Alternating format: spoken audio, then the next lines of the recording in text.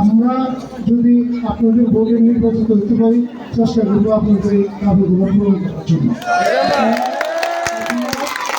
যেহেতু আমরা একটা নির্বাচনে আচরণ বিধি আছে, আমরা এখানে ভোটও যেতে পারবো না কিংবা কোনো আশ্বাস করতে পারবো না। আপনারা আমার জন্য দোয়া করেন। আর আগামী 25 তারিখে আমাদের মাননীয় ভারপ্রাপ্ত চেয়ারম্যান জনাব তারেক রহমান আসবে। উনি উনার যে এই আশা উপলক্ষে আমাদের যে উপস্থিতি, এটা কিন্তু আমাদের নির্বাচনটা অনেক আগে। আপনারা আমাদের নেতা কর্মীরা অনেক কষ্ট করে বিভিন্ন সময়ে এখানে অনেকে আছে, আমাদের বিভিন্ন সময়ে কুমিল্লা গেছে, চিড়িয়াখানা গেছে, সিলেট গেছে, ঢাকা গেছে, অনেক কষ্ট করে। কিন্তু আগামী নির্বাচনের আগে আরেকটা দিন কষ্ট করতে হবে, এটা হলো 25 ডিসেম্বর। আমরা 300 ফিটের এখানে এই নীলা মার্কেট এখানে আমরা আমাদের করতেছি।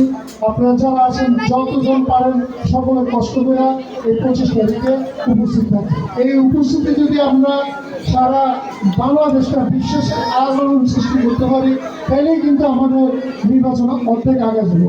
কারণ ওখানে আমাদের যারা যাবেন সবাই খাবার ব্যবস্থা করা হচ্ছে, ঠিক আছে? আমরা আশা করি যে এই ইয়াতে আপনারা উপস্থিত থাকেন। এবং আমাদের নেত্রী অসুস্থ, যিনি আমাদের মা দেশের একটি বেগম খালেদা জিয়া, উনি শুধু আমাদের মা না, উনি গণতন্ত্রের মা। এটার জন্য আমরা এখন দোয়া করবো। আপনারা যারা উপস্থিত হচ্ছেন সবাইকে আমাদের ধন্যবাদ। আমরা যখন নির্বাচনী প্রচারণা শুরু করবো, আবার আমরা ঘরে ঘরে যা নির্বাচন নিয়ে ভোট চাবো, এইটা আপনাদের কাছে আমরা আশ্বস্ত করে সবাইকে ধন্যবাদ জানিয়ে আমি আমার সংক্ষিপ্ত বক্তব্য এখানে শেষ করলাম। খোদা হাফেজ। বাংলাদেশ।